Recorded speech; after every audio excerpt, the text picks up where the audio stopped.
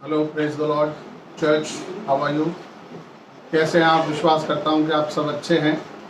और इस समय जब पूरा संसार यीशु मसीह की मृत्यु, उसके जी उठने की इस खुशी को मना रहा है, मैं भी कलीसिया के पासबान होने के नाते आप सबको बहुत बहुत मुबारक बोलना चाहता हूं। यीशु मसीह का जी उठना, यीशु मसीह की मृत्यु और यीशु मसीह का पुनरुत्थान हमारे जीवन के लिए, मसीह विश्वास के लिए, मसीह समाज के लिए एक बहुत बड़ी एक घटना है, बड़ी आशीष है। और ऐसे समय में इस अवसर पर मैं आप सबको उत्साहित करूंगा कि आप परमेश्वर की महिमा के लिए आप आगे बढ़ते जाएं और प्रभु यीशु मसीह की मृत्यु और उसके पुनरुत्थान की सारी आशीषों को अपने जीवन में आप प्राप्त कर सकें। आइए हम ईस्टर के आज गुड फ्राइडे के संदेश को हम सुनेंगे। हमारे लिए बहुत इम्पोर्टेंट है कुछ बातों को जानना, कुछ सच्चाइयों को अपने जीवन के अंदर लागू करना। आज मैं जानता हूँ गुड फ्राइडे है और पूरा संसार यीशु मसीह की मृत्यु को मना रहा है, लेकिन मेरे मित्रों, मैं आपसे कह रहा हूँ कि यीशु मसीह की मृत्यु हमारे लिए एक दुख का, एक निराशा का कारण नहीं है। यीशु मसीह की मृत्यु हमारे लिए एक डर का कारण नहीं है, शोक का कारण नहीं है।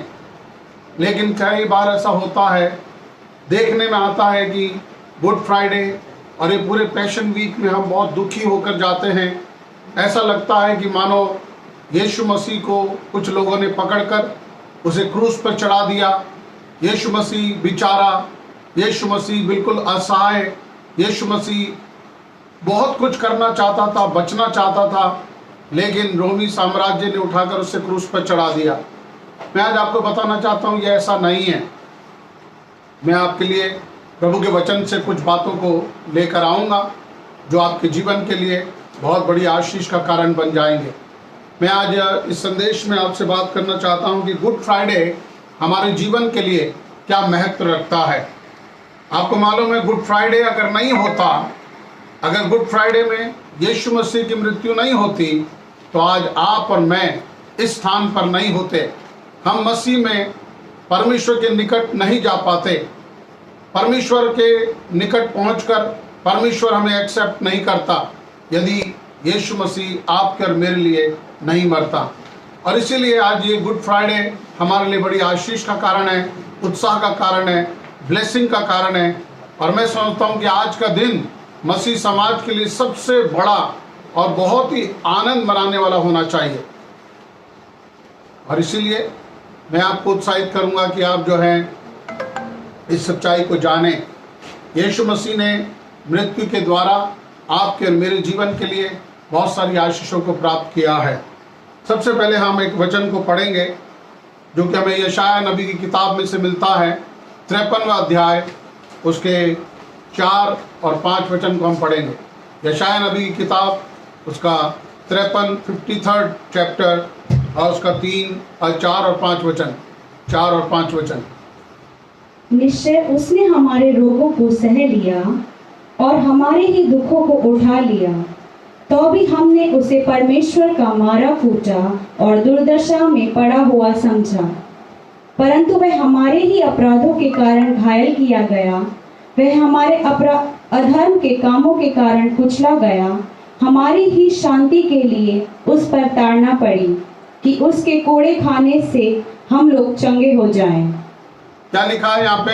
यहाँ पे यूं लिखा है कि निश्चय, गारंटी के संग मैं कहता हूं कि हमारे ही दुखों के कारण, हमारे अपराधों के कारण, हमारे लिए, हमारे बिहाफ पर वो हमारे लिए मरा।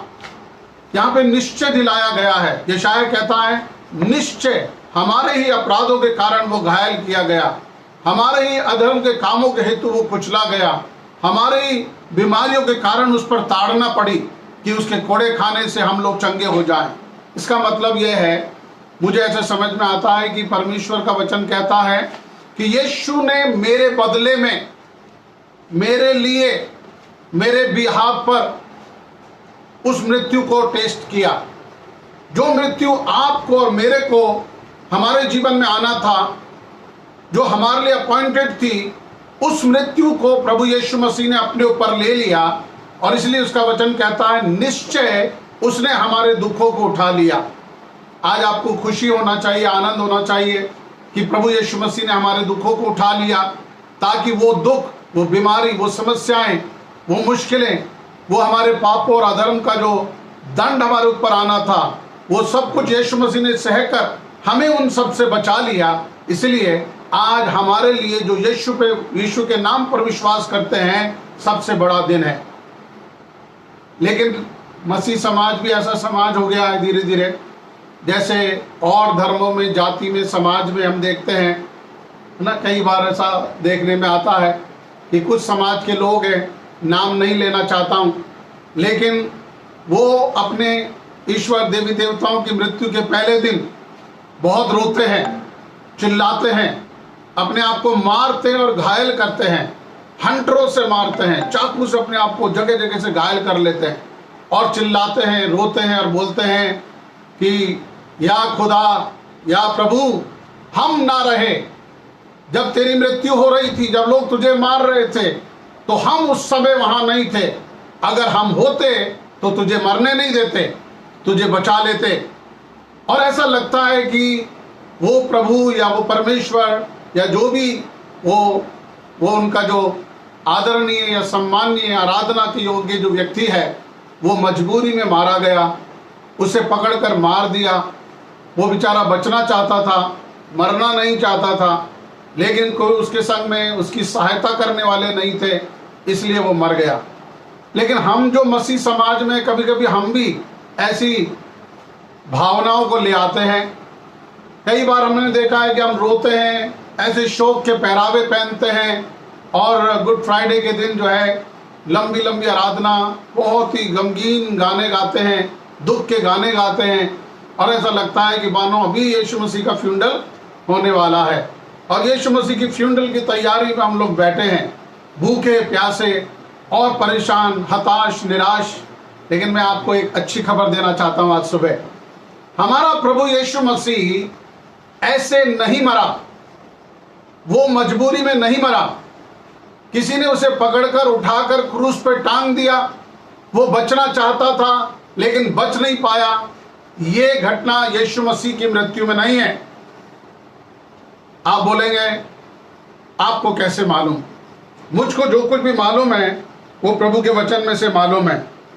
प्रभु का वचन ये कहता है कि प्रभु यीशु मसीह को उसकी मृत्यु से पहले भी बहुत बार पकड़ा गया, पकड़ने का प्रयास किया गया, पथरवाह करने का प्रयास किया गया, मारने का प्रयास किया गया, लेकिन प्रभु यीशु मसीह उनके हाथ से निकलकर चला गया। जब तक यीशु मसीह का अपॉइंटेड, ठहराया हुआ टाइम नहीं आया, वो ठहराया हुआ नियुक्त समय नहीं आया, प्रभु यीशु मसीह को कोई छू नहीं सकता था। मैं आपको एक बहुत अच्छा वचन बताना चाहता हूं। लूका रचित सुसमाचार उसका 13वां अध्याय, लूका रचित सुसमाचार उसका 13 अध्याय 13 चैप्टर और उसका वर्स 32 हम पढ़ेंगे। 32 और 33 वचन हम पढ़ेंगे, 32 एंड 33। उसने उनसे कहा, जाकर उस लोमड़ी से कह दो कि देख, मैं आज और कल दुष्ट आत्माओं को निकालता और बीमारियों को चंगा करता हूँ, और तीसरे दिन अपना कार्य पूरा करूंगा। क्या लिखा है यहाँ पे? हम धीरे धीरे जाएंगे। ऐसा लिखा है कि कुछ यहूदी आकर यीशु मसीह से कहने लगे, यीशु मसीह उस पूरे क्षेत्र में काम कर रहा था और वहां पर हेरोदेस का राज्य था, जो राजा था हेरोदेस, और यहूदियों ने आकर यीशु मसीह से कहा कि हेरोदेस ने ऐसा ऑर्डर दिया है और वो कह रहा है कि तू उसकी सीमाओं से, उसके राज्य की सीमाओं से दूर चला जा यहाँ से, ये उसका ऑर्डर है। तो यीशु मसीह ने क्या बोला उससे? जो लोग उसको आकर खबर दे रहे थे उसको बोला, हेरोदेस जो उस समय का राजा है उसको क्या कह रहा, जाकर उस लोमड़ी से कह दे कि मुझे आज, कल और परसों 3 दिन तक यहाँ पे प्रभु का काम करना है। आज, कल और परसों मैं यहाँ के रोगियों को चंगा करूंगा, दुष्ट आत्माओं को निकालूंगा और परसों अपने काम को पूरा करूंगा, उससे पहले मैं नहीं जाऊंगा। और अगर आप इन सारी बातों को जब हम देखते हैं तो हमें क्या लगता है? प्रभु यीशु मसीह डरे हुए थे, हेरोदेस उसको मार देगा। हेरोदेस उस समय का राजा है, पूरा अधिकार उसके पास है, और वो उसको कैसे संबोधित कर रहा है? वो कह रहा है जाकर उस लोमड़ी से कह दे कि मुझे 3 दिन यहाँ काम करना है, और मेरे प्रभु का जो ऑर्डर है मैं 3 दिन यहाँ काम करूंगा, मैं 3 दिन करूंगा, तू मुझे रोक नहीं सकता। Praise the Lord. कई बार हमको ऐसा लगता है कि यीशु मसीह बेचारा था, लेकिन मैं आपसे बोलूं वो बेचारा नहीं था। यीशु मसीह बेचारा नहीं था, वो असहाय नहीं था, लेकिन वो आपके और मेरे बदले में उस मृत्यु को उसने सहन किया। इंग्लिश में एक बहुत अच्छा वर्ड है जिसे बोलते हैं रैंसम, मतलब कीमत चुकाना, फिरौती। हिंदी में भी बहुत अच्छा वर्ड है उसके लिए, फिरौती वर्ड आया, फिरौती, रैंसम। क्या होता है रैंसम? रैंसम होता है कि मानो कोई डाकू या कोई गुंडे बदमाश या कोई आतंकवादी आपके एक बच्चे को उठाकर अपहरण करके ले जाते हैं। अपहरण करके ले गए और आपका बच्चा उनके हाथ में है, और वो आपको फोन करके यूं कहते हैं अगर तुम्हें अपना बच्चा जीवित चाहिए तो इसके बदले में हमें 20 लाख रुपए चाहिए। अगर तुम 20 लाख रुपए दोगे तो मैं तुम्हारे बच्चे को जीवित छोड़ूंगा, तुम्हारे हवाले कर दूंगा, नहीं तो तुम्हारे बच्चे को मैं मार डालूंगा। और आप और मैं अपने बच्चे को छुड़ाने के लिए हर संभव प्रयास करते हैं। बाइबल हमको बताती है कि आप और मैं भी शैतान की उस गुलामी में थे। शैतान ने हमको अपहरण कर लिया था, धोखे से हमें अपने वश में ले लिया था, और हमारी छुड़ौती के लिए एक ऐसा व्यक्ति चाहिए था जो निष्पाप हो, जिसने कभी पाप ही ना किया हो। अगर वो हमारे लिए मरता तो हम लोग छूट सकते थे शैतान के कब्जे से, शैतान की गुलामी से हमें आज़ादी मिल सकती थी। लेकिन ऐसा कोई व्यक्ति मिला ही नहीं, दुनिया में था ही नहीं। पहला जो आदम था, जब उसी को उसने पाप में गिरा दिया, कोई और व्यक्ति नहीं है। और इसीलिए यीशु मसीह जब आया, यीशु मसीह बिल्कुल पवित्र था, आत्मा में, शरीर में, मन में कोई पाप उसमें नहीं था। और इसलिए बाइबल कहती है कि यीशु मसीह निष्पाप था, यीशु मसीह ने कोई पाप नहीं किया, और वो हमारे बदले में मरने के लिए तैयार हुआ, उस छुड़ौती को देने के लिए तैयार हुआ। यीशु मसीह ने कोई गलती करके, पाप करके नहीं मरा, लेकिन आपके और मेरे पाप के बदले में, आपके और मेरे छुड़ौती और फिरौती के लिए वो उसने उस मृत्यु को सहन किया। तो हम देखते हैं रैंसम का मतलब है वो कीमत चुकाई गई आपके और मेरी छुड़ौती के लिए, आपके और मेरे छुटकारे के लिए, आपकी और मेरी आजादी के लिए। प्रभु यीशु मसीह ने अपने जीवन को चढ़ा दिया, दे दिया, ताकि आपको वो छुड़ा ले। और बाइबल में बहुत बार ये शब्द हम देखते हैं, पवित्र आत्मा ने जब बाइबल को लिखवाया उसने बार बार इन बातों को बोला है। पहले कुरिन्थी के 6 अध्याय में लिखा है कि तुम लहू से मोल लिए गए हो, तुम अपने नहीं रहे, तुम्हें खरीदा गया है, इसलिए अपने शरीर के द्वारा प्रभु की महिमा करो। हमें प्रभु यीशु मसीह ने मानो परचेज कर लिया। हम पहले प्रभु के थे, लेकिन शत्रु ने हमें छीन लिया, हमें हमारा अपहरण कर लिया था, हमें गुलाम बना लिया था, और उसने हमें वापस मानो खरीदा, फिरौती देकर हमें छुड़ाया। और इसीलिए आज हम प्रभु के हैं। और ये फिरौती का जो कीमत है वो कोई रुपए पैसे में नहीं थी। अगर रुपए पैसे में होती तो हमारा उद्धार बहुत सस्ता और हल्का होता। और इसीलिए बाइबल कहती है पहले पत्रस में कि उसने बहुमूल्य लहू के द्वारा तुम्हारा छुटकारा किया है। पत्रस कहता है कि तुम्हारा छुटकारा नाशमान वस्तु अर्थात सोना चांदी से नहीं हुआ, लेकिन मेमने के निष्कलंक और बहुमूल्य लहू के द्वारा तुम छुड़ाए गए हो। आज हमें कितना आनंद मनाना चाहिए।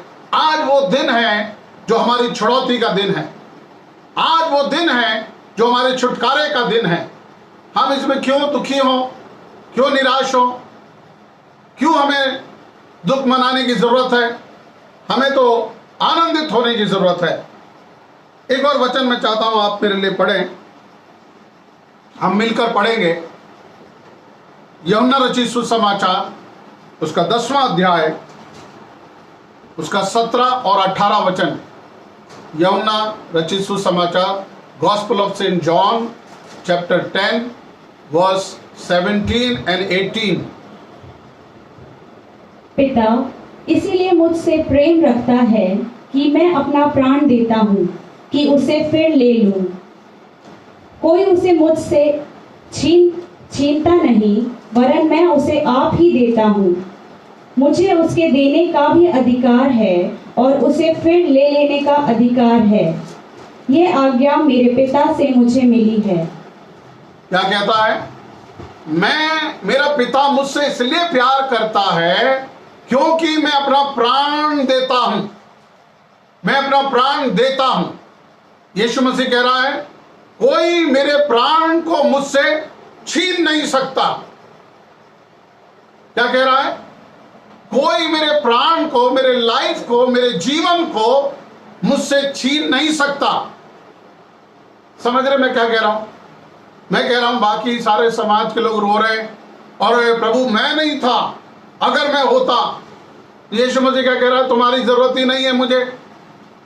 कोई मुझसे मेरा प्राण छीन नहीं सकता, जबरदस्ती ले नहीं सकता, परंतु मैं स्वयं अपने प्राण को देता हूं और उसे देने और फिर वापस ले लेने का अधिकार मेरे पास है। मेरे पिता ने मुझे यह आज्ञा दी है कि तू अपने प्राण को दे दे और फिर उसे तू वापस ले लेना, और ऐसा करके एक बहुत बड़ा छुटकारा मनुष्य जाति के लिए हम लोग प्राप्त करेंगे। Praise the Lord, praise the Lord. परमेश्वर का धन्यवाद हो। क्या वंडरफुल प्लान उसने तैयार किया है। प्रभु यीशु मसीह ने कुछ बातों का खुलासा किया। वो कहता है मेरे पास यह अधिकार है कि मैं अपने जीवन को दे सकता हूं और उसे वापस भी ले सकता हूं। आज हम यीशु मसीह की मृत्यु के जब मना रहे हैं, हम यीशु मसीह को एक मजबूर व्यक्ति के रूप में देखकर ना मनाएं, लेकिन आनंदित होकर। क्या वंडरफुल प्लान उन दोनों ने बनाया, पिता ने और पुत्र ने पवित्र आत्मा के साथ मिलकर एक प्लान तैयार किया। प्लान यह था कि तू अपने प्राण को दे दे, क्योंकि मैं तुझे अधिकार देता हूं कि तू अपना प्राण दे देगा। अगर तू अपना प्राण देगा तो तू उसे वापस भी प्राप्त करेगा। फिर प्रभु यीशु मसीह ने आपको और मुझको भी आज्ञा दी है। प्रभु यीशु मसीह ने कहा जो कोई अपना प्राण बचाना चाहे, मत्ती के 6 अध्याय में, वो उसे खोएगा, और जो कोई अपने प्राण को मेरे लिए और सुसमाचार के लिए खोएगा वो उसे बचाएगा। इसका मतलब क्या है? प्रभु यीशु मसीह ने हमें बोला है अभी चॉइस तुम्हारे हाथ में है। चॉइस यीशु मसीह के हाथ में थी। यीशु मसीह मजबूर नहीं था, वो जानता था वो कौन है, वो क्या कुछ कर सकता है। मैं आपको और भी बहुत सारे वचन बता सकता हूं। लूका रचित सुसमाचार उसका 4 अध्याय, book of saint Luke chapter 4, और हम पढ़ेंगे वर्स 29 एंड 30, 29 और 30 वचन 4 का लूका। और उठकर उसे नगर से बाहर निकाला, और जिस पहाड़ पर उनका नगर बसा हुआ था उसकी चोटी पर ले चले कि उसे वहां से नीचे गिरा दे, परंतु वह उनके बीच में से निकलकर चला गया। क्या लिखा है? एक स्थान था, एक आराधनालय था, वहां पर यीशु मसीह ने एक चमत्कार किया। यीशु मसीह कुछ बातें उनसे बोल रहा था और यीशु मसीह ने कहा कि परमेश्वर मेरा पिता है, मैं परमेश्वर की ओर से आया हूं, मैं परमेश्वर का पुत्र हूं, जीवन मेरे पास है, मेरे पास ये अधिकार है। जब ऐसी ऐसी बातें बोलने लगा तो लोग बहुत ही नाराज होकर कहने लगे तू किस प्रकार से ये गलत शिक्षा को फैला रहा है, परमेश्वर तेरा पिता कैसे हो सकता है। यीशु मसीह ने कहा जो मेरी भेड़ें हैं वो मेरा शब्द सुनती हैं। और वो लोग इतने नाराज हो गए, क्रोधित हो गए, तो यीशु मसीह को आराधनालय से निकालकर जिस नगर में वो थे वो बहुत ऊंचे पहाड़ पर था, और वो लोग उसे धकेलते हुए धक्का देकर पहाड़ की चोटी तक ले गए। उसी नगर की पहाड़ की चोटी पर ले गए और चोटी पे से उसे नीचे गिरा देने, फेंक देने का प्लान था। और ऐसा लिखा है कि यीशु मसीह उनके धक्कों से चलता गया, पहाड़ की चोटी तक पहुंच गया, और जब वो यीशु को नीचे गिराना चाहते थे, यीशु उनके बीच में से निकलकर चला गया। ना कभी कभी ऐसा जब हम वचन पढ़ते हैं तो कैसा लगता है कि वो सारी भीड़ उसको धक्का दे के ले जा रही है। एक भीड़ अगर आप एक आदमी को धक्का दे के ले जा रही है, उसके छुटकारे का कोई रास्ता नहीं है। यीशु मसीह भी आराम से चलता गया, उनके संग में धक्के दे के ले गए उससे पहाड़ की चोटी पर। लेकिन अभी यीशु मसीह का टाइम नहीं आया था। यीशु मसीह को पहाड़ से गिरकर मरने की जरूरत नहीं थी। यीशु मसीह को मालूम था मुझे किस प्रकार की मृत्यु मरना है, क्योंकि यीशु की मृत्यु के बारे में पहले से बोल दिया गया था। कई 100 साल पहले यीशु मसीह कैसे मरेगा, वो कहाँ पैदा होगा, कैसे बढ़ेगा, किस प्रकार की मृत्यु को वो प्राप्त करेगा, सब कुछ लिखा था। और इसलिए यीशु मसीह उनके संग पहाड़ की उस चोटी तक चला गया। लेकिन जब वो पहाड़ की चोटी पे पहुंचे, यीशु मसीह ने, मुझे नहीं मालूम, मैं ऐसा लगता मुझे यीशु मसीह ने उनको बोला होगा, हटो यहाँ से। सब एक साइड हो गए होंगे। इतना अधिकार उसके पास था, इतनी सामर्थ उसके शब्दों में थी कि अगर वो चाहता वो कुछ भी कर सकता था। और उस पूरी भीड़ से के बीच में से निकलकर वो आराम से अपने स्थान पर चला गया और प्रभु का काम करता रहा।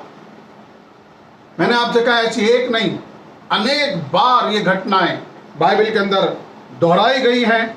अगर आप चाहें तो यूहन्ना के 8 अध्याय 59 वचन को भी पढ़ सकते हैं। वहां भी आप इसी प्रकार की कुछ बातों को देखेंगे। यूहन्ना 8:59। तब उन्होंने उसे मारने के लिए पत्थर उठाए, परंतु यीशु छिपकर मंदिर से निकल गया। लेकिन यीशु मसीह, यहाँ पे लिखा है, छिपकर मंदिर में से निकल गया।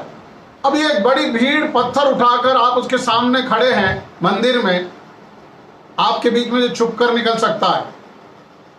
कभी कभी हमें बातों को समझने की जरूरत पड़ती है। प्रभु यीशु मसीह ने अपने अधिकार को हमेशा दिखाया, अपनी सामर्थ को हमेशा दिखाया। उसने कहा, कोई मेरा जीवन मुझसे छीन नहीं सकता, मैं स्वयं उसे देता हूं। और यीशु मसीह ने ये इसलिए किया कि अगर आप पुराने नियम में देखें तो ऐसी एक व्यवस्था थी, एक लॉ थी। व्यवस्था ये थी कि कोई मनुष्य अगर रात को गलती से कुछ ऐसा अपराध कर लेता है, मानो उसने नशा कर लिया और नशे की हालत में उसने किसी को पत्थर मार दिया और उसकी आंख फूट गई या उसके चोट लग गई। पुराने नियम में ऐसा था, आंख के बदले आंख और नाक के बदले नाक और दांत के बदले दांत। जब सुबह होती तो उस आदमी को पकड़ के लाया जाता और उसको कहा जाता, बोला जाता कि भाई तूने कल रात कोई अपराध किया है, तूने इसकी आंख फोड़ दिया, इसका दांत तोड़ दिया, अब तेरी भी आंख फोड़ी जाएगी। लेकिन अगर उस व्यक्ति में, उसके रिश्तों में से कोई, उसका बड़ा भाई, उसका पिता या कोई भी रिश्तेदार, दादा, अगर अपनी मर्जी से यूं आकर कहे कि हमारे बच्चे से गलती हो गई, आप इसे माफ करो और इसके बदले में मेरी आंख फोड़ दो। पुराने नियम में ऐसे माफी नहीं थी, हाथ जोड़ लिया, सॉरी बोल दी, क्षमा नहीं होता था। लेकिन आंख के बदले आंख, तो अभी उसका दादा आएगा, बोला मैंने तो एक बुढ़ा हो गया हूं, मैंने अपनी जिंदगी जी ली है, तुम ऐसा करो, मेरे बच्चे को माफ करो, मेरी आंख फोड़ दो। तो उस व्यक्ति को, जो जवान है जिसकी आंख फूटना था, वो लोग छोड़ देते और उसके दादा की आंख फोड़ दिया करते थे, क्योंकि आंख के बदले आंख का फूटना जरूरी था। और ये सब बातें अपनी मर्जी से होना था, स्वेच्छा से, अपनी मर्जी से वो व्यक्ति अपने आप को सौंपना था। क्योंकि पुराने नियम में हम देखते बहुत सारे दास हुआ करते थे जो खरीदे गए हैं। अगर कोई बोले कि भाई मेरे से अपराध हो गया, इसकी आंख फूटना है, चलो इसको मार छोड़ दो, मेरे दास की आंख फोड़ दो। अगर दास राजी नहीं है तो उसकी आंख फूटेगी नहीं, और अगर वो फूट भी जाए तो भी ये आदमी क्षमा नहीं होगा। ये एक नियम था, रूल था। और इसीलिए यीशु मसीह कह रहा है, कोई जबरदस्ती मुझे मार नहीं सकता, क्योंकि अगर जबरदस्ती उससे मार देगा तो फिर हमें क्षमा प्राप्त होती ही नहीं, परंतु उसे अपनी मर्जी से, स्वयं की इच्छा से, फ्री विल से, अपनी इच्छा से अपने आप को देना था, ऑफर करना था, अर्पण करना था, एग्री होना था कि इस जगत के पाप के लिए मुझे आप मार दो, इनके पाप के लिए मैं अपने आप को देता हूं। और इस प्रकार की मृत्यु से यीशु मसीह ने प्रभु की महिमा की। वो हमारे लिए बलिदान हो गया, वो हमारे बदले में मारा गया, वो हमारे बदले में एक रैंसम के रूप में, उस छुड़ौती के रूप में वो कीमत या वो पेमेंट उसने उसको दे दी। और इसीलिए आज आप और मैं और हमारे साथ पूरा संसार यीशु मसीह की मृत्यु के उस विजय को मना रहा है। हम ये जानते हैं कि आज गुड फ्राइडे है और ईस्टर आने वाला है, लेकिन हम गुड फ्राइडे पे केवल यीशु मसीह के दुख, निराशा, कांटों का ताज, कोड़े, उसके मुंह पर थप्पड़ मारे गए, उसकी दाढ़ी नोची गई, ये सब इन बातों पर हम ध्यान करते हैं। मैं चाहता हूं कि आप इन सब बातों पर ध्यान करें, लेकिन ध्यान करके ये सोचें कि हमारे बदले में उसके ऊपर ये सब यातनाएं आई, हमारे बदले में वो घायल किया गया, हमारे अपराधों के कारण वो मारा गया, हमारे ही अधर्म के कामों के हेतु वो कुचला गया, और इसीलिए अब हमें अधर्म के काम नहीं करना है। उसने पूरी कीमत चुका दी है। रैंसम का मतलब है यीशु मसीह ने आपकी जगह ले ली और उसने अपना स्थान आपको दे दिया, उसने अपनी जगह आपको दे दी। कई बार ऐसा होता है कि हम ये मान लेते हैं यीशु मसीह हमारे लिए मरा, यीशु मसीह ने हमारा स्थान ले लिया, लेकिन इसका दूसरा भाग, इसका दूसरा पहलू क्या है? उसने अपना स्थान हमको दे दिया। क्या आपने ये अनुभव किया है? हमने, यीशु मसीह ने हमारा स्थान लिया, ये तो हम सब मान लेते हैं और हम प्रार्थना भी करते, धन्यवाद भी देते हैं कि प्रभु तू हमारे लिए मारा गया, हम बच गए। लेकिन बचने के बाद हम ये भूल जाते हैं कि जिस जगह पर प्रभु यीशु मसीह थे, उन्होंने आपके साथ में अपने स्थान को एक्सचेंज किया है। यीशु मसीह कौन था? बाइबल कहती है परमेश्वर के तुल्य वो था, परमेश्वर के लेवल में वो था, परमेश्वर की बराबरी में वो था, इक्वलिटी में था।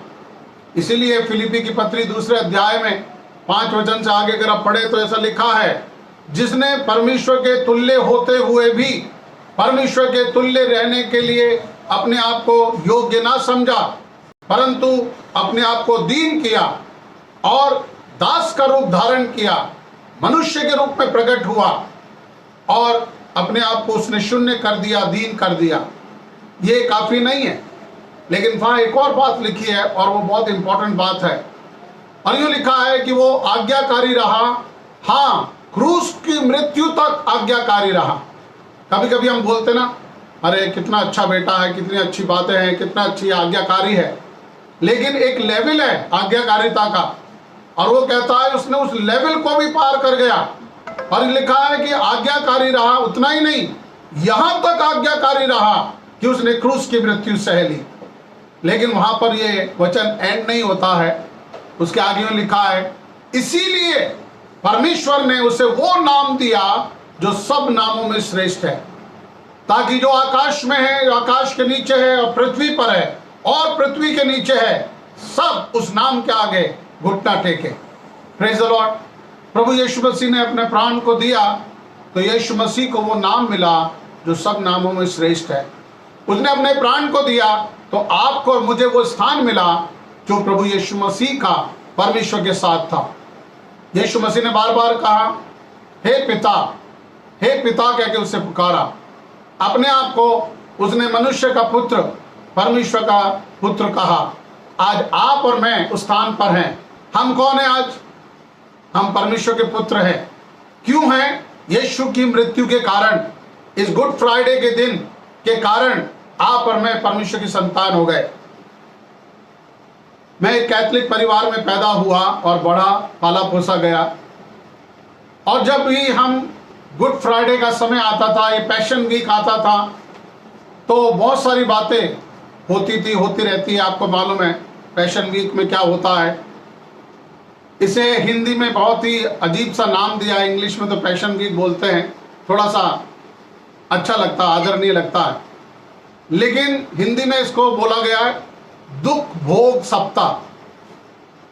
दुख भोग सप्ताह मतलब दुख उठाने वाला वीक, सप्ताह। प्रभु यीशु मसीह ने दुख उठाया, और फिर जब हम हर समय चर्च जाते, उन सारे रीति रिवाजों में होकर गुजरते, छोटी सी उम्र में मेरे अंदर एक सवाल था। बहुत बार मैंने अपने पिता से, अपनी माँ से और अपने बड़ों से पूछा कि इसका नाम गुड फ्राइडे क्यों रखा गया? ये तो एक बहुत बैड फ्राइडे है ना, यीशु मसीह मारा गया, तो इसे गुड फ्राइडे क्यों बोला गया है? किसी ने मुझे उत्तर नहीं दिया। उस समय उन्होंने अपनी समझ के अनुसार मुझे समझा दिया कि भाई बेटा ऐसा होता है, रखा है किसी ने। लेकिन मैं प्रभु को धन्यवाद देता हूँ उन लोगों के लिए जो आज से सैकड़ों साल पहले जिन्होंने ये सब प्लान किया। मुझे नहीं मालूम कब, कहाँ, कैसे ये सब कुछ हुआ, इसका एक बहुत बड़ा इतिहास है, लेकिन जो बाइबल के विद्वानों ने मिलकर इस दिन को ठहराया, नियुक्त किया, प्लान किया कि हम यीशु मसीह की मृत्यु को भी सेलिब्रेट करें, उन्होंने इसका नाम उस रेवलेशन के अनुसार जो उनको प्रभु के वचन में मिला है, गुड फ्राइडे नाम दिया। और मैं आज बहुत खुश हूं उन लोगों के लिए जिन्होंने इसे गुड फ्राइडे बोला। मैं तो कहता हूं इसको बेस्ट फ्राइडे बोलना चाहिए, लेकिन बात सच्चाई तो और ही कुछ है। ये फ्राइडे भी हमारा चेंज हो जाता है, कभी अप्रैल में आता है, कभी मार्च में आता है। इसी से हमको मालूम पड़ता है कि ये ठीक वो नियुक्त टाइम नहीं है जिस दिन यीशु मसीह मारा गया है। हम उस सारी डिटेल में नहीं जा रहे हैं, लेकिन मैं आपको ये कह रहा हूँ, it is a good Friday. Today is a good Friday because Christ died for me. It is a good news for the world, it is good news for you and it is good news for me, and it's a good Friday. हम प्रभु को धन्यवाद देते हैं क्योंकि यूहन्ना 3:16 में लिखा है, परमेश्वर ने जगत से ऐसा प्रेम किया कि उसने अपना इकलौता पुत्र दे दिया ताकि जो कोई उस पर विश्वास करे वो नाश ना हो परंतु अनंत जीवन प्राप्त करे। हम प्रभु को धन्यवाद देते हैं कि परमेश्वर ने हमसे प्रेम किया और अपने पुत्र को उसने हमारे लिए दे दिया ताकि हम उस पर विश्वास करके उस उद्धार को प्राप्त करें, उस अनंत जीवन को प्राप्त करें जिसमें फिर कोई दंड और मुश्किल और दुख नहीं है। मैं आज आपको उत्साहित करूंगा। It was a pre plan of God, it was a master plan of God. परमेश्वर का हम कहते हैं ये मास्टर प्लान था, मास्टर स्ट्रोक था। क्या था ये परमेश्वर का मास्टर स्ट्रोक? यीशु मसीह की मृत्यु। क्यों मैं ऐसा बोल रहा हूं? मैं इसलिए बोल रहा हूं कि आप एक वचन मेरे संग पढ़ सकते हैं, 1 कुरिन्थियों का दूसरा अध्याय, 1 कुरिन्थियों का दूसरा अध्याय और उसका 8 और 9 वचन। 2nd chapter verse 8 and 9, 1 Corinthians।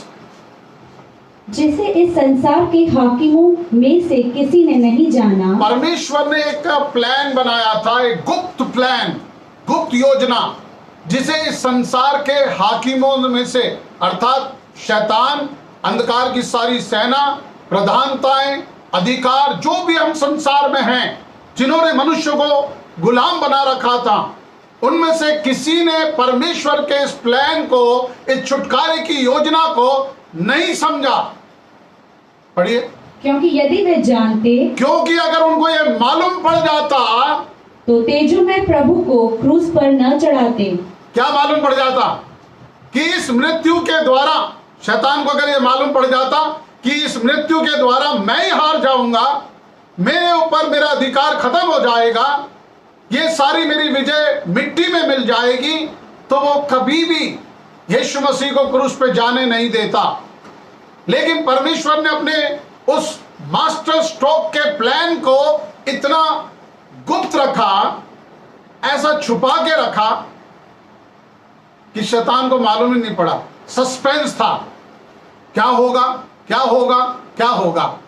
और अंत में हम देखते हैं कि उसने यीशु मसीह को प्लान करके, प्लॉट करके, कैसी योजनाओं को बनाकर उसे दोषी ठहरवा के क्रूस पर चढ़ा दिया। पढ़िए क्या लिखा है। परंतु जैसा लिखा है, जो बातें आंख ने नहीं देखी और कान ने नहीं सुनी और जो बातें मनुष्य के चित्त में नहीं चढ़ी, वे ही हैं जो परमेश्वर ने अपने प्रेम रखने वालों के लिए तैयार की है। ना तो मनुष्य के मन में आया, ना उसके चित्त में चढ़ा, ना उसकी आंखों ने देखा, ना उसके कानों ने कभी सुना। वही चीजें हैं जो परमेश्वर ने अपने प्रेम रखने वालों के लिए तैयार की है। क्या प्लान था, क्या मास्टर स्ट्रोक था? क्या था मास्टर स्ट्रोक? मास्टर स्ट्रोक ये था कि उस मृत्यु के द्वारा वो मनुष्यों को वापस प्राप्त करेगा, उस मृत्यु को एक रैंसम बनाकर छुटकारे की योजना को पूरा करेगा। और ये सब बातें इस संसार के हाकिमों में से किसी को मालूम नहीं पड़ी।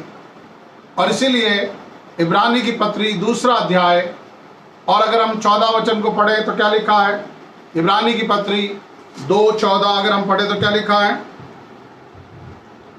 इसलिए जबकि लड़के मांस और लहू के भागी हैं, तो वे आप भी उनके समान उनका सहभागी हो गया, ताकि मृत्यु के द्वारा उसे जिसे मृत्यु पर शक्ति मिली थी, अर्थात शैतान को निकम्मा कर दे। क्या लिखा है? जैसे लड़के मांस और लहू के सहभागी होते हैं, वैसे ही वो भी, अर्थात प्रभु यीशु मसीह भी शरीर में उन लड़कों के मांस और लहू का सहभागी, उनके समान शरीर को धारण करके आ गया, ताकि मृत्यु के द्वारा उसे जिसे मृत्यु पर अधिकार मिला था, अर्थात शैतान को निकम्मा कर दे, परास्त कर दे, हरा दे और उसके ऊपर जय की घोषणा कर दे। क्या है परमेश्वर का मास्टर स्ट्रोक? यीशु मसीह की मृत्यु। और उसके मास्टर स्ट्रोक को हम कैसे मना रहे हैं? रो रो के, दुखी होके, कभी कभी हम छाती भी पीटने लग जाते हैं, है ना? हाय प्रभु यीशु मसीह मर गया, मैं नहीं था उस समय, नहीं तो मैं ये कर देता, है ना? कुछ लोग, समाज के लोग जो है बहुत अच्छी तलवार, लाठी और डंडे और पता नहीं क्या क्या चलाते हैं, सीखते हैं, विद्या सीखते हैं, और विशेष दिन पर वो लोग सब उसका प्रदर्शन करते हैं। मैं भी जाया करता था उनके प्रदर्शन में। जब मैं छोटा था मुझे बहुत मज़ा आता था देखने के लिए कि जब वो ट्यूबलाइटें अपने सिर पे फोड़ते हैं, अपने शरीर पे फोड़ते हैं, चिल्लाते हैं, अपने आप को घायल करते हैं, रियलिटी में हंटर मारते हैं अपने आप को, और कहते हैं, तलवार चलाते हैं, ऐसी ज़बरदस्त लाठी चलाते हैं और बोलते हैं देखो हमारे अंदर कितनी योग्यता है। उस समय हम नहीं रहे। आपको ऐसा रोने की ज़रूरत नहीं है। अगर उस समय आप होते और यीशु मसीह को मरने नहीं देते तो क्या होता?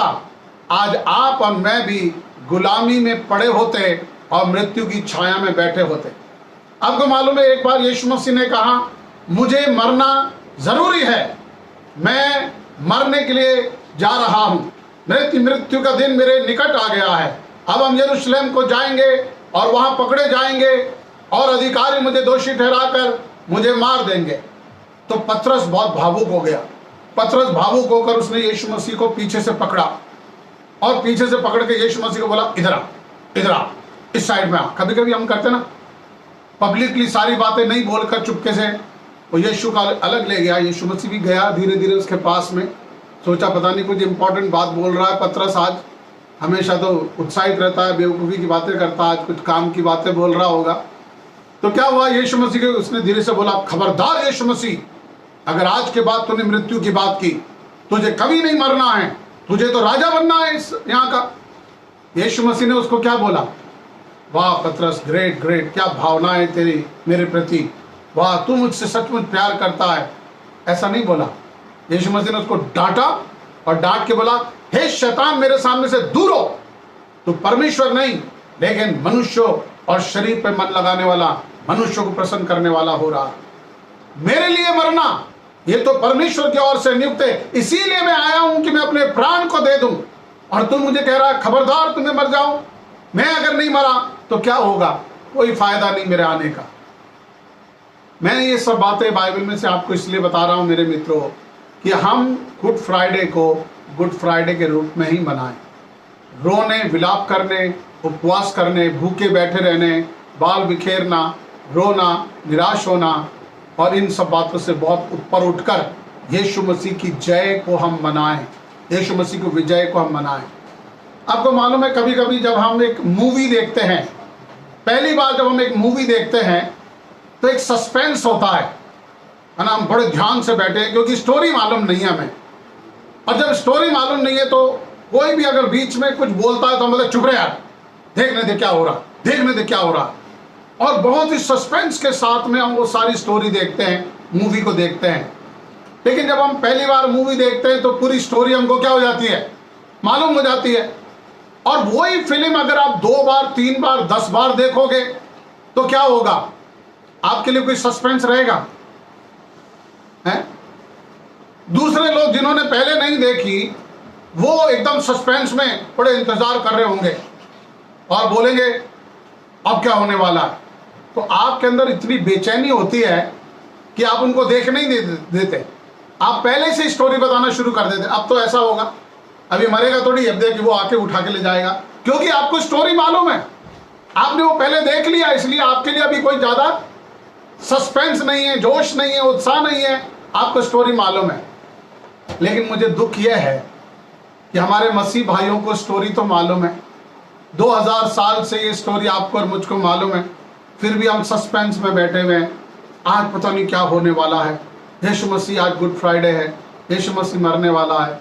मैं आपको कह रहा हूँ मर गया, वो जी भी उठा, आज परमेश्वर के दाहिने हाथ पर बैठा हुआ है। परमेश्वर का वचन हमको क्या कहता है, कुलुस्सियों की पत्री उसका 2 अध्याय, कुलुस्सियों की पत्री उसका 2 अध्याय के 14 और 15 वचन को अगर हम पढ़ें, कुलुस्सियों 2, 14 और 15। और विधियों का वह लेख, और विधियों का वो लेख जो हमारे नाम पर और हमारे विरोध में था, मिटा डाला। मसीह ने उसे मिटा दिया। और विधियों का वो लेख जो हमारे नाम पर और हमारे विरोध में था, यीशु मसीह ने क्या किया, मिटा डाला जी। और उसे क्रूस पर कीलों से जड़कर सामने से हटा दिया। हालेलुया। क्या किया यीशु मसीह ने क्रूस पर? आपको तो लग रहा है यीशु मसीह के हाथ पैर यूं ठोक दिए गए, बेचारा यीशु मसीह, असहाय यीशु मसीह क्रूस पर लटका है, कोई बचाने वाला नहीं है। लेकिन वास्तव में हकीकत में यह है, आत्मिक संसार के अंदर क्या था, विधियों का एक लेख जो हमारे नाम पर, एक दोष पत्र था हमारे नाम पर, इसने ये काम किए हैं, इस कारण इसको नरक में जाना है, इस कारण इसे दुख उठाना है, इस कारण ये सारे श्राप इसके ऊपर होंगे। लेकिन खुदा का धन्यवाद हो कि प्रभु ने हमारे सारे उस दोष पत्र को, वो दोष जो हमारे विरोध में था, जो हमारे नाम पे था, यीशु मसीह ने उसको मिटाकर क्रूस पर कीलों से टांग दिया। आज कोई भी आपके ऊपर अगर दोष लगाता है तो उसको क्या दिखाना है, क्या बोलना है? यीशु मसीह के क्रूस को देखो, वहां पर मेरे सारे ये दोष पत्र वहां चिपका दिए गए हैं। और चिपका के क्या लिखा है नीचे अनाउंसमेंट, और गिवन, क्षमा कर दिए गए हैं, छुड़ा लिए गए हैं। उसके नीचे क्रूस ये कह रहा है वो कीमत चुका दी गई है, वो रैंसम दे दिया गया है। अब इनके ऊपर कोई दोष नहीं है, कोई दंड नहीं है। ये लोग छुटकारा पाकर, उद्धार पाकर मेरी संतान और मेरे बच्चे बन गए हैं। Praise the Lord. अभी भी आपको उत्साह नहीं आ रहा, जोश नहीं आ रहा? मैं आपको कह रहा हूं गुड फ्राइडे के दिन तो आपको उछलना चाहिए, कूदना चाहिए, नाचना चाहिए। क्यों? क्योंकि आज ही तो वो दिन था। अगर हम आज का ही दिन मान ले, आज अगर यीशु मसीह क्रूस पे चढ़ा गया, हम ये मान लेते आज ही दिन है और ये तो हमारे जीवन का सबसे बड़ा विजयी दिन है। आज ही तो वो कीमत चुकाई गई है, आज ही तो वो पेमेंट उसके हाथ में दी गई है, वो आदान प्रदान आज ही के दिन तो हुआ है। हमारे सारे दोष उसने अपने ऊपर ले लिए, अपना स्थान उसने हमें दे दिया, हमें उसने आज दोष मुक्त कर दिया और खुद हमारे बदले में दोषी ठहराया जाकर क्रूस पर मर गया। और उसने मरकर आपको और मुझको एक जीवन दान दिया है। इसलिए लिखा है कि उसने क्या किया, हमारे विरोध में एक जो दोष पत्र था, जो दोष था, विधियों का एक लेख था, उसने उसको मिटाकर क्रूस पर उसे टांग दिया। फिर क्या लिखा है, और उसने प्रधानताओं और अधिकारों को ऊपर से उतार कर और उसने प्रधानताओं और अधिकार को अपने ऊपर से उतार कर उनका खुल्लम खुल्ला तमाशा बनाया और क्रूस के द्वारा उन पर जय जयकार की ध्वनि सुनाई। केवल आपके दोष को दूर नहीं किया, लेकिन प्रभुता और प्रधानताएं जो हमारे ऊपर अधिकार बना के बैठी थी, यीशु मसीह भी हमारे में से एक बनकर उसके ऊपर भी वो अधिकार और सामर्थ आ चुकी थी। उसने उसको कब्जा कर लिया था। शैतान ने सोचा मैंने यीशु मसीह को जीत लिया है, मैंने उसको मार लिया है, मैंने उसको कब्जा कर लिया है। वो सारी प्रधानताएं प्रभुताएं उसने अपने ऊपर उतार कर उनका क्या कर दिया, खुल्लम खुल्ला तमाशा बना दिया। Praise the Lord. आज के दिन शैतान का तमाशा हुआ है, आप आनंदित नहीं होंगे? मैं अभी न्यूज में देख रहा था कुछ दिन पहले, निर्भया की जो मां है, निर्भया जो लड़की का हत्या कर दी गई थी, है ना, उसके जब दोषियों को फांसी हुई तो निर्भया की मां और उसके साथ में दिल्ली से बहुत बड़ी भीड़ जेल के बाहर नाच रहे थे। आपने भी देखा होगा। मुझे बहुत दुख लगा। मैं कह रहा हूं कोई तो मर रहा है, कोई नाच रहा है। हाँ, ये सही है, उन्होंने गलती की है, उन्होंने वो दोषी हैं, उनके अपराध के कारण उनको वो दंड मिला। लेकिन मेरा कहना ये था, जो मरे हैं उनके माता पिता, उनके रिश्तेदार दुख में, निराशा में बहुत ही दुखी होकर बैठे हैं, रो रहे हैं, छाती पीट रहे हैं। लेकिन उसके बदले दूसरा एक ग्रुप है जो नाच रहा है, आनंदित हो रहा है, मजे कर रहा है। क्यों? क्योंकि उनको आज न्याय मिला है। आज उनके विरोध में अपराध करने वाला दोषी ठहरा है, खुल्लम खुल्ला उसका तमाशा हुआ है, वो आनंदित हो रहा है। तो आप कौन से ग्रुप में हैं जी? कौन से ग्रुप में आप शामिल होना पसंद करेंगे?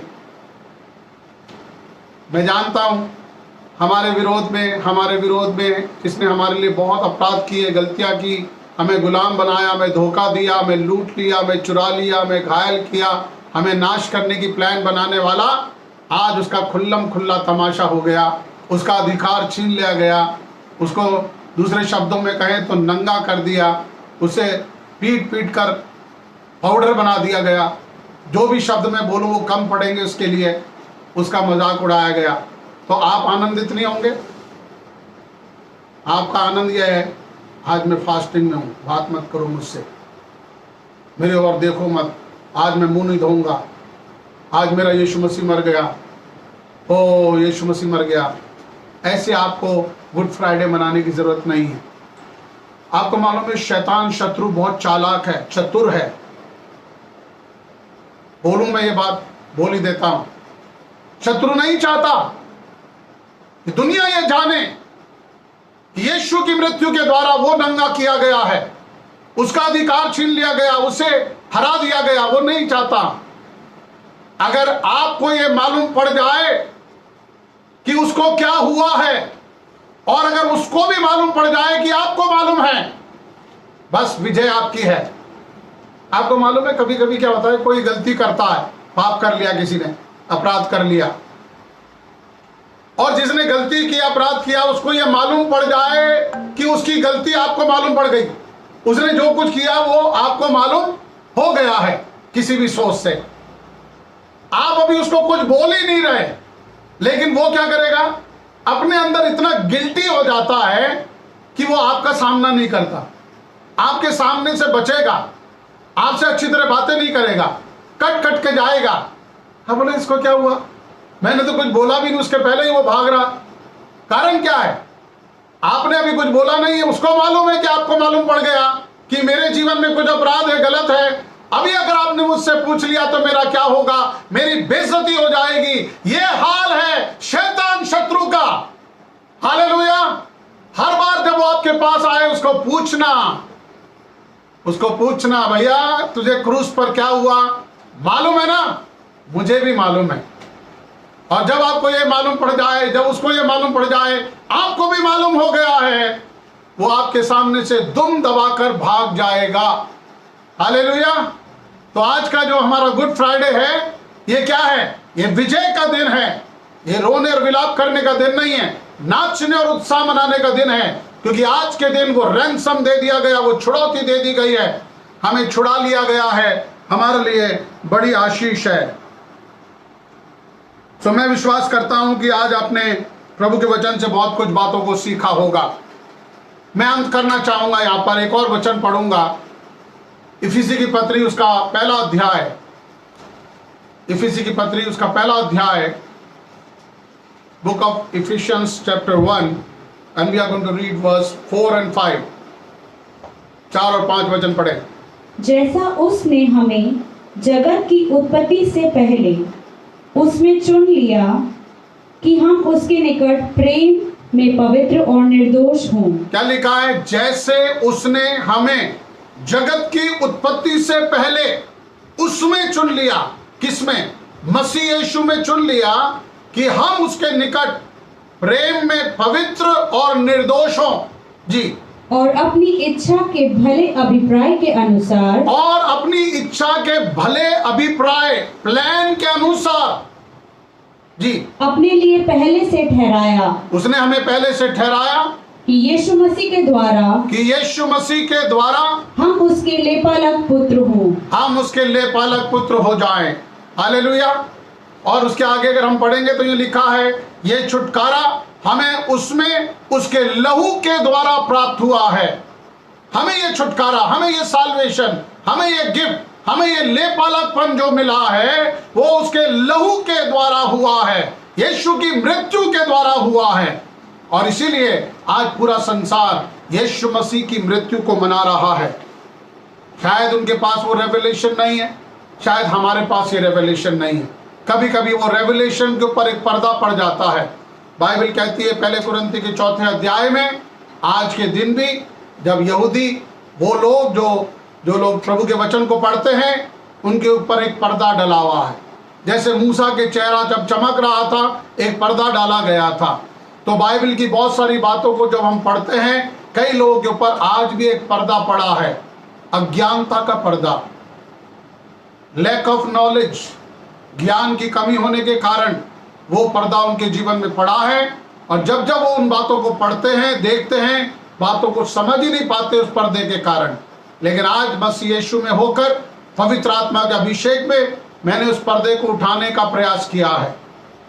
आप मुझसे नाराज मत होना।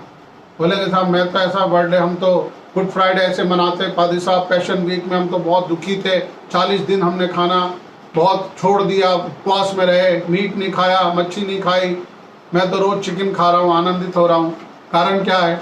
एक बड़ी विजय हमें मिली है। खूब खाओ, खूब आनंद मनाओ। क्यों? कारण यह है क्योंकि यीशु मसीह ने विजय को प्राप्त किया। खाना पीना हमारे लिए इम्पोर्टेंट नहीं है, लेकिन मैं आपको कह रहा हूँ, दुखी होना भी हमारे लिए ज़रूरी नहीं है। हम आनंदित खाने पीने की बात इसलिए कर रहे हैं, आनंद मनाने की बात इसलिए कर रहे हैं कि वो रेवलेशन हमने पाया है। बहुत सारे लोग इन बातों को एक्सेप्ट नहीं कर पाते। मैं भी नहीं कर पाता था जब तक ये प्रकाशन मुझे नहीं मिला। लेकिन आज मैंने प्रभु की आत्मा में होकर एक प्रकाशन आपके संग शेयर किया है। यीशु मसीह की मृत्यु हमारे लिए दुख का और निराशा का कारण नहीं है।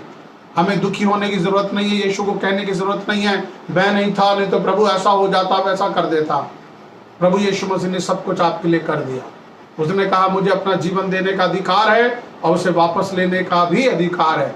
आज उसने जीवन दिया, 2 दिन के बाद वो जीवन वो वापस प्राप्त करेगा।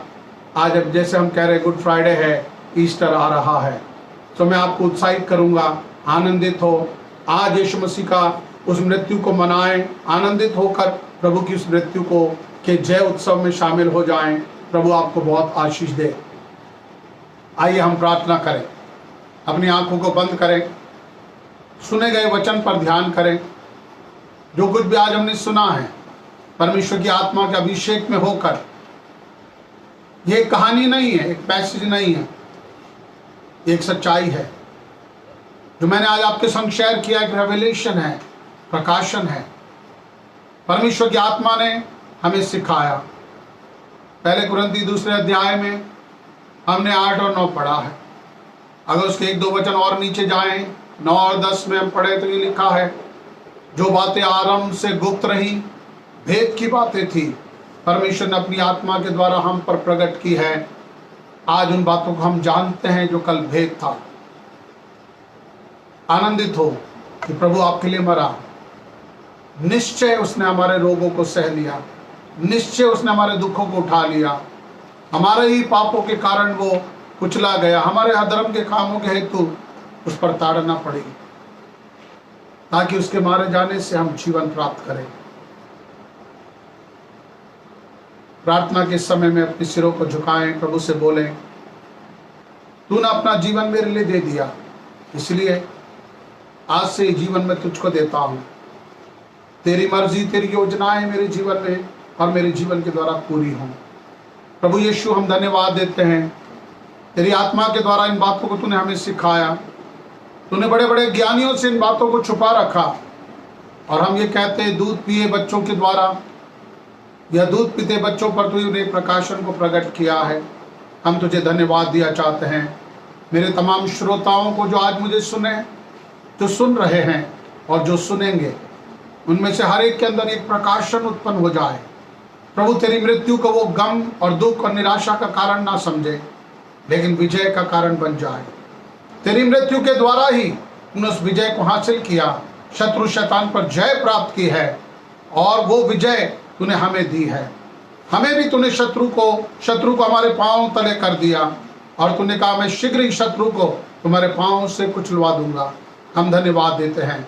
आज जो लोग निराशा में, मृत्यु की छाया में बैठे हैं, दुख में हैं, हमारा देश प्रभु जब कोरोना के इस डर में बैठा हुआ है, तेरा वचन कहता है, निश्चय तूने हमारे रोगों को सह लिया, तूने हमारे लिए दुख उठा लिया।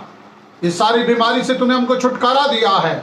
उस छुटकारे को अपने देश के ऊपर हम रिलीज करते हैं, हमारे राज्य राजस्थान पर हम रिलीज करते हैं, हमारे शहर जयपुर पर हम रिलीज करते हैं, हमारी कलीसिया इटर्नल लाइफ फेलोशिप के ऊपर रिलीज करते हैं, जयपुर की सारी कलीसियाओं पर रिलीज करते हैं, हर एक पासबान उनके परिवारों पर रिलीज करते हैं। कोई भी इस महामारी के अंदर प्रभु जी बीमार ना हो, कोई भी दुखी ना हो, इस बीमारी उनके जीवन में कुछ भी प्रभाव ना डाल सके, मेरी प्रार्थना है। तेरे हाथों में सौंपते हैं। आज के दिन से लेकर हर दिन हमारे साथ हो, तेरी आशीष, तेरी इच्छा हमारे जीवन में पूरी हो जाए। हम अपना जीवन तेरे आगे समर्पण करते हैं, तेरी मर्जी हमारे जीवन में पूरी हो। धन्यवाद, हमारी दुआओं को तूने सुना, यीशु के नाम से हम मांगते हैं। अब हमारे परमेश्वर पिता का प्रेम, प्रभु यीशु मसीह का अनुग्रह और पवित्र आत्मा की सहभागिता, संगति हर एक विश्वास करने वालों के साथ अब से लेकर हमेशा हमेशा तक होती रहे, और सब कहें आमीन। बोलो प्रभु यीशु मसीह की जय। वो फिर से आने वाला, बोलो यीशु मसीह की जय। प्रभु आपको बहुत आशीष दे। ये पूरा वीक जो ईस्टर वीक है, परमेश्वर इसमें आपको ले चले, आपके जीवन पे विजय को लेकर आए, मेरी प्रार्थना है। Thank you very much for hearing me. God bless you.